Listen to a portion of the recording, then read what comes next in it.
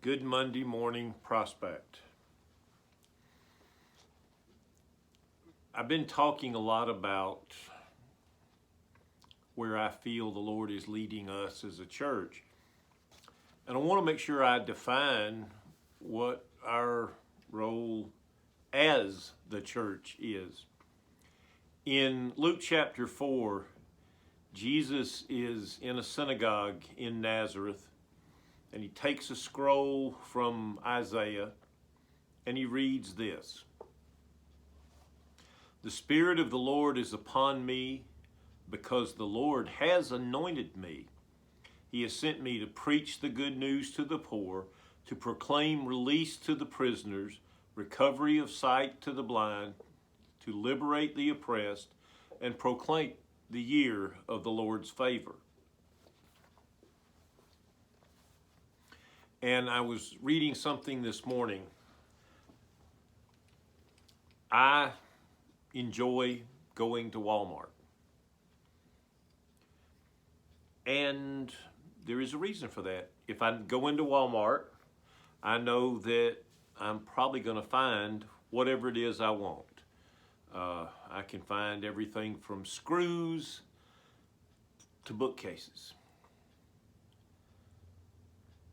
But there are times and places where I want something that Walmart's not going to have, and even if they do, it's probably not going to be good.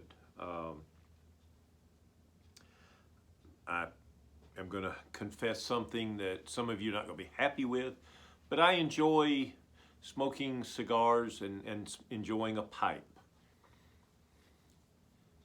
And to get good quality tobacco and good cigars, you don't go to Walmart. You got to go to a tobacco store. And the church is like that. There are churches in the world, there are churches in greater metropolitan Atlanta that are Walmart. They have a little bit of everything. But my question for you, prospect, is Walmart what you really want to be as a church? Because my answer to that is no. And I'm talking about as a person, not as a preacher. When my daddy died, I didn't want to be part of that nameless, faceless mob. I wanted somebody that cared about me. And I think most of us are like that we really do want a personal touch. I recognize and I understand that the coronavirus has thrown us all off of our routines. And I'm sorry for that. But I believe it's an appropriate time for us to get back into the race, get back into the hunt. There is an expression from my generation that says, when you get thrown off the horse, you have got to get back on. And it's time for us to get back in the game. But we need to get back in the game knowing who we are. And that's what I'm talking about this morning.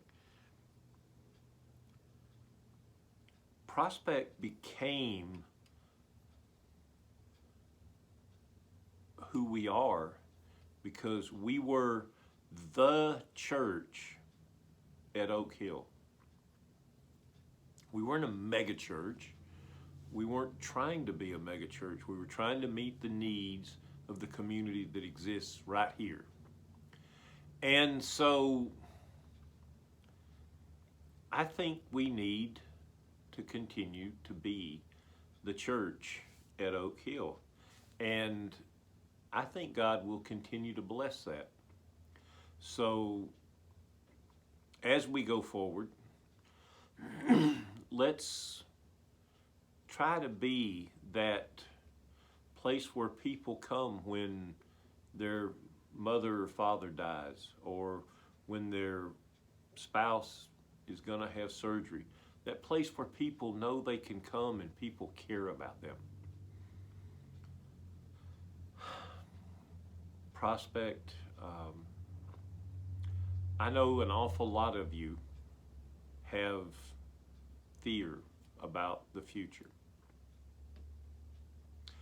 But if you stop and think about it, the only difference between us and previous generations that existed is we have people telling us 24/7 what to be afraid of.